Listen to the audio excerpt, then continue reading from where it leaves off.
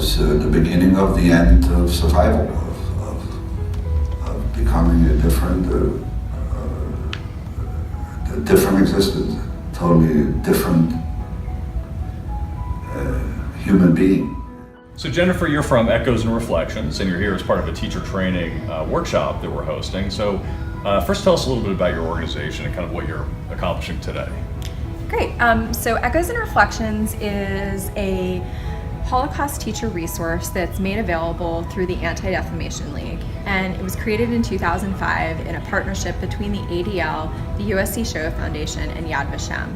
And since then, we've educated over 50,000 teachers on how to utilize our resources in secondary classrooms around the United States. Wow, what are some of those resources that you all offer to teachers? So Echoes and Reflections is structured around 11 different units, specific topics relating to the study of the Holocaust, and it includes a wealth of primary and secondary sources for educators, including government documents, visual history testimony, pieces that are written to help students understand the context around the history.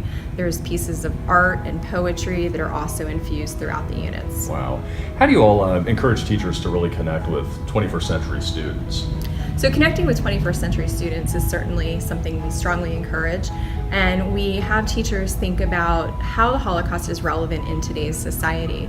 We encourage them not to make simple generalizations, but to get students engaged in critical thinking about lessons that we can learn from the Holocaust and how they apply to our students as they're growing up as citizens in our American democracy, and what lessons can they take away from the past and apply them to the present. So some of the activities have students developing media literacy skills through the study of visual history testimony or examining various pieces of propaganda from the Nazi era.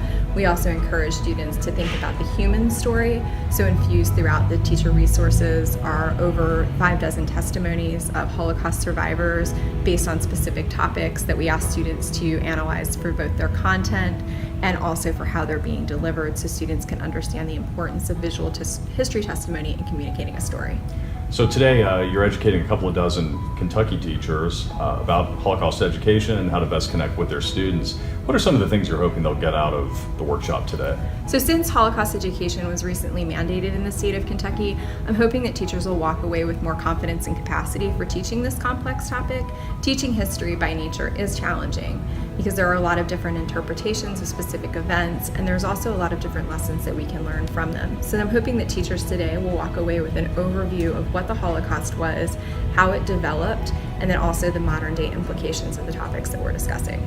So Claire, you manage teacher professional development here at the Kentucky Historical Society. Why did you want to bring Echoes and Reflections here to KHS? Things are changing rapidly in the Kentucky education community, and so I welcome the opportunity to bring such a wonderful organization like Echoes and Reflections here so that teachers could have face-to-face time with an expert who can give them the tools and strategies they need to teach these challenging subjects to their students. If history is important to you, please like our videos, subscribe to our YouTube channel, and share with your family and friends.